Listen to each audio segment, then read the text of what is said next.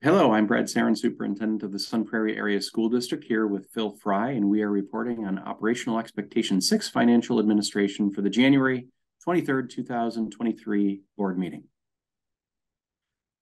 Operational Expectation 6 Financial Administration covers a number of different areas regarding the financial workings of the school district, including payroll and debits, purchased items, audits, the collection of funds, also including other areas such as accurate reporting of financial records, how we budget for the next fiscal year, and then ensure that budget is aligned throughout the year.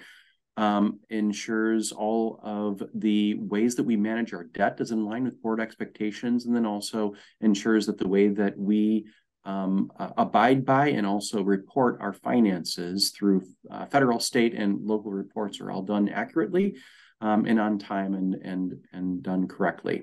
And so we are reporting that we are in compliance for this operational expectation. And for more detail on this, I'm going to turn it over to the Director of Business and Finance, Phil Fry. Thanks, Brad. So on this slide and in the board packet, OE6 is for you. I think it's 14 pages of information. Happy to report that all 32 compliance measures are in compliance. So that's good. The good news, as Brad talked about, there's lots of different areas that it covers. But again, all 32 measures are in compliance with what the school board expects from the district and from business services.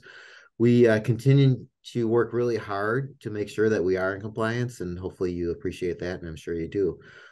There's a lot of supporting documentation in OE6 because there's a lot of just information that I have linked in there. So things like the audit, things like bid reports, things like that are linked right into the OE6. So hopefully, if you want, you can click on those links to see more information. But again, all 32 measures were in compliance. So we always try to end this with what are we trying to do for continuous improvement.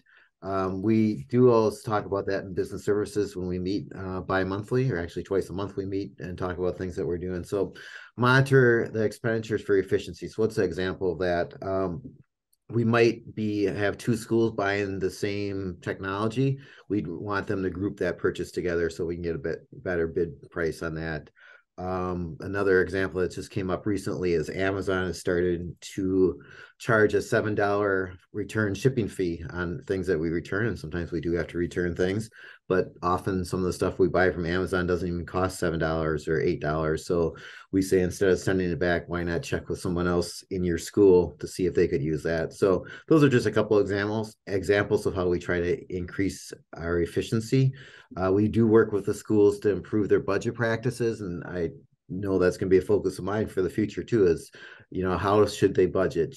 It's not just looking back at what they spent in the past, but looking forward and maybe really putting some thoughtfulness behind their budgeting.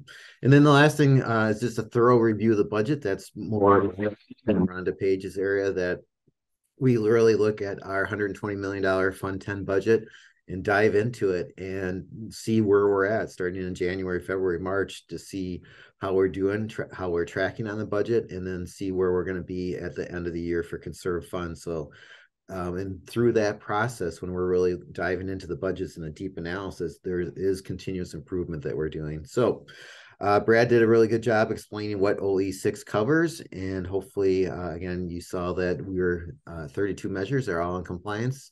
And as always, we thank the school board for your support. And if you have any questions, you can always reach out to me about OE6. That would be great. Thank you.